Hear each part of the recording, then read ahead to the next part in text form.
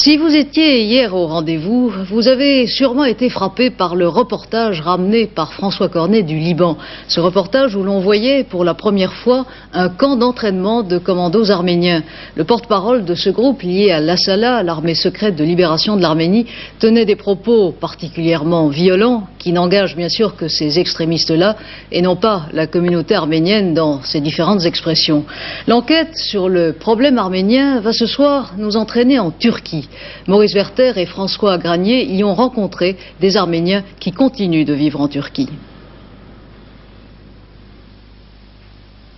Il y a une tragédie arménienne.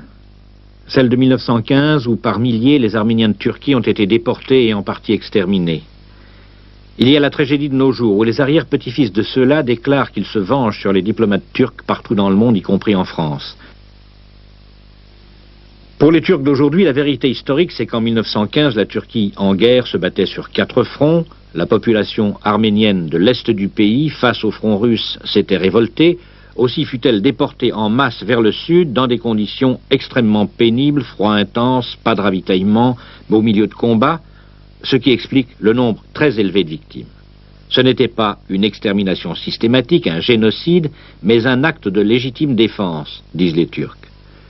Il y a environ 60 000 Arméniens en Turquie, la plupart dans la ville d'Istanbul. La majorité sont commerçants ou artisans et semblent financièrement fort à l'aise. En tout cas, ils veulent oublier un passé pénible. Après une guerre, ça peut être certains événements, certaines choses, mais depuis, il y a des longues années. Et puis, comme la France et l'Allemagne aussi, il y a eu beaucoup de choses pendant différentes guerres. Il faut oublier. Je sais bien, ce n'est pas la peine de discuter, car moi, je suis très content ici maintenant. C'est une histoire qui est passée. Les Arméniens de Turquie sont une minorité, une petite minorité. Une minorité distincte ou assimilée. Est-ce que vous vous sentez turc?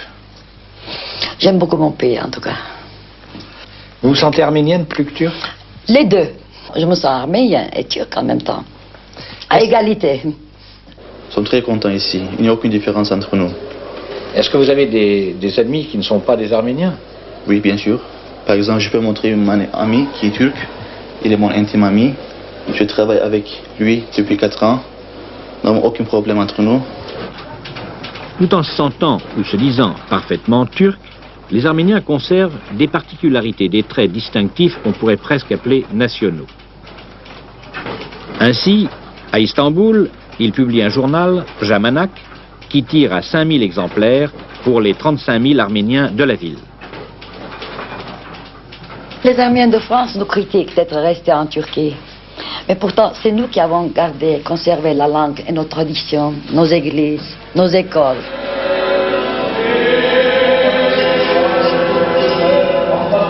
Si les Arméniens, ou au moins certains d'entre eux, ont gardé la connaissance, sinon l'usage de la langue arménienne, ce qui finalement les distingue indiscutablement des autres Turcs, musulmans à 99 et quelques %, c'est leur religion, chrétienne, orthodoxe, de rite grégorien.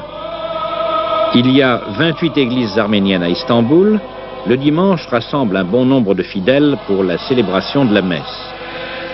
Les autorités religieuses, bien entendu, sont celles qui condamnent le plus fermement le terrorisme arménien.